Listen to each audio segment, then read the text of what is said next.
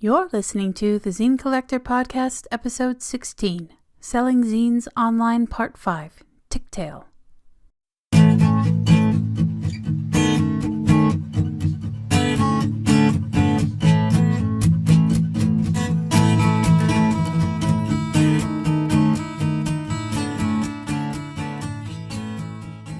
Hello Zine friends, welcome back to the Zine Collector, or if you're new here, welcome. I'm your host Jaime Nyx, and the Zine Collector podcast is where I talk about zines and zine related stuff. And we are in the latter half of a week-long podcast run all about various online marketplaces that are options for selling your zines online. Because we're in the middle or tail end, TicTail end.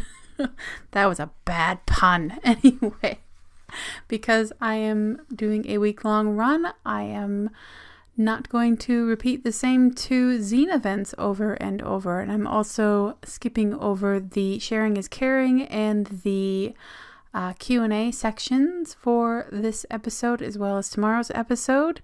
So if you have any suggestions for either, I'm going to have a lot to make up in those directions. So yeah, let me know. On to TicTail.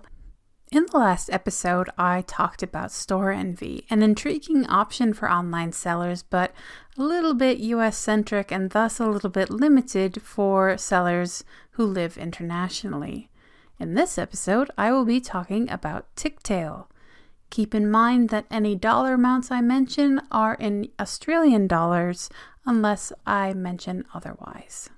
A search for the word zine on TicTail brings up 798 listings. TicTail is actually the first place I noticed that there was a difference between listing results based on whether you put in zine or zines, causing me to actually go back to previous research for other places and see if it made a difference. When searching on TicTail, it makes a dramatic difference, with 798 listings dropping to 63 listings if you search for zines instead of zine. That's not great. It's something that seems a little weird to me, to say the least, but not exactly something that's going to be a decision maker for me personally when it comes to deciding where I sell my zines online. TicTail makes it clear from the start that it has no listing fees no matter how many products you list. This is something I doubly appreciate after researching Store Envy, which had 500 free listings in some places and unlimited free listings in other places. I also really appreciate how TicTail has all of the fees spelled out very nicely, very clearly, easily understood right there on the page with all of the other information about starting a store on their website. Like Store Envy, TicTail also has two fee structures with setup, one for sales that come through the market and another for sales that come directly through your shop. For example, someone who buys directly at tictail.com/yourzineshop. Unlike Store Envy, however, your custom shop will cost you a monthly subscription fee. So what are we looking at? With sales that come through the marketplace, there's a 10% marketplace commission on the total order amount, that's the item or items and shipping, plus a 3.5% transaction fee plus 35 cents Australian on top of that as part of the transaction fee.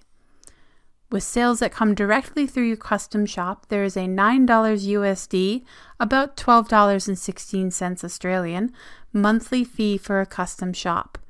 The same 3.5% plus 35 cents Australian applies for the transaction fees. Like other marketplaces, TicTail also offers optional fees. There is the TicTail Plus option for $90 USD per year that offers you additional perks and things that you don't get with the $9 USD per month subscription service. There are also third-party apps like print your shipping labels at home and things like that that can make it easier for you as a shop owner. So what is our takeaway after these fees? So say you have a $7 zine that costs you $3 to ship, coming to $10 total. For a sale that comes through the marketplace, you subtract $3 for shipping, $1 for the marketplace commission, and 70 cents for the transaction fee. That leaves you with $5.30. For a sale that comes directly through your shop, you subtract $3 for the shipping and 70 cents for the transaction fee. That leaves you with $6.30, but don't forget about the bit over $12 per month you're paying to have that custom shop.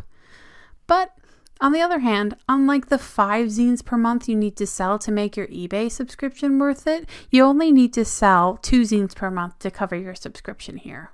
We also need to remember that this doesn't include the cost of materials and such for making the zine itself. It also looks like payments are made into your bank account, so those should be made in your currency, saving any currency conversion fees. But I couldn't quite find clear documentation on how the actual payment works.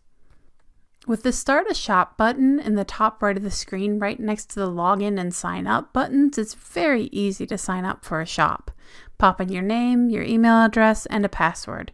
Then you're right into adding shop information and starting your first listings.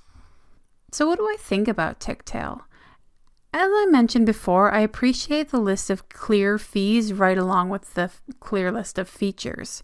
Any marketplace that makes those hard to find or even a little bit difficult to find starts off on a weird, strange, slightly uncomfortable note, at least as far as I'm concerned.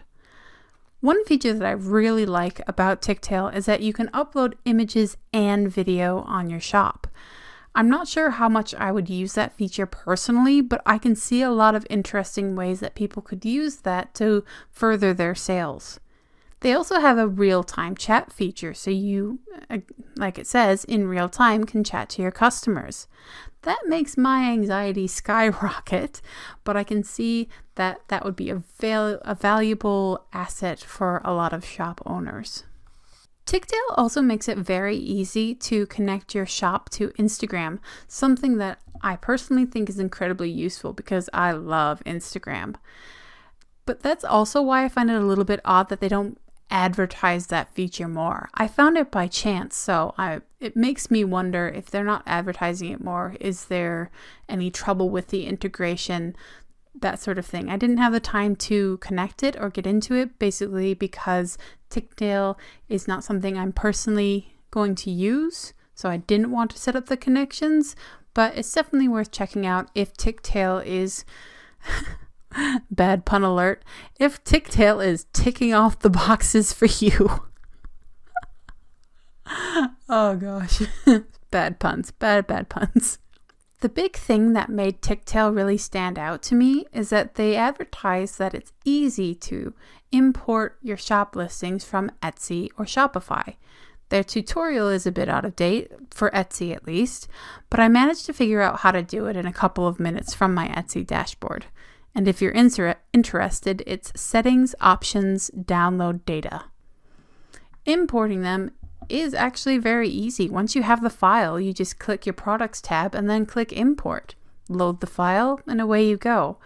If you are looking to switch from Etsy, that could potentially save you a lot of time. All said and done, I really wish that TicTail and Store Envy would team up. Store Envy has better traffic and, in my opinion, a better look, while TicTail doesn't have the US-centric view and has a lot of features that I like, including and especially the ability to import your listings. Saving time is a big thing for me. I feel like the benefits of TicTail on their own are good benefits at the start, but they don't really justify covering the costs of having to pay for your own custom shop over time. But that is just my opinion. Do you sell zines on TicTail? Do you sell anything on TicTail? Did I miss out on any great features that you love there?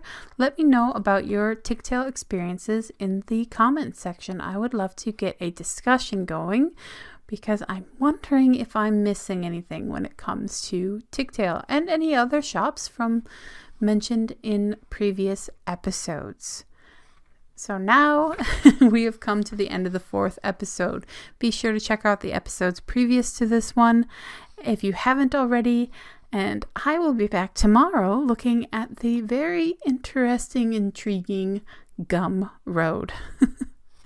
Thank you so much for listening, Zine friends.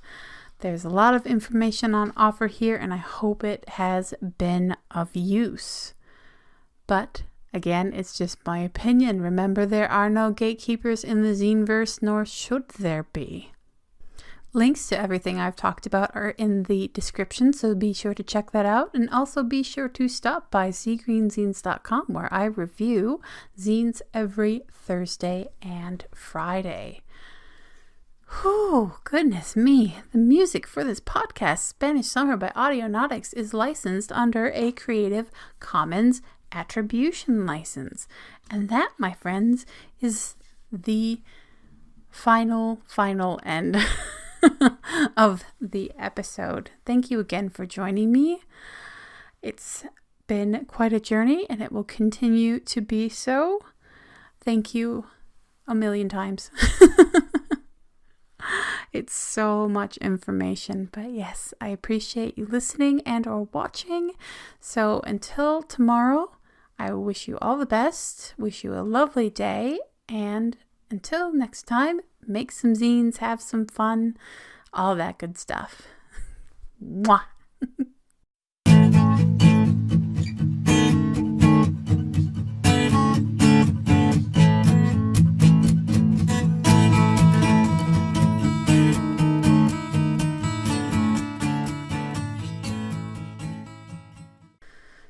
I've started typing my zine or my podcast notes. I don't know if I like it. It's better time-wise because it takes a long time for me to write. But anyway, I'm babbling. See you tomorrow.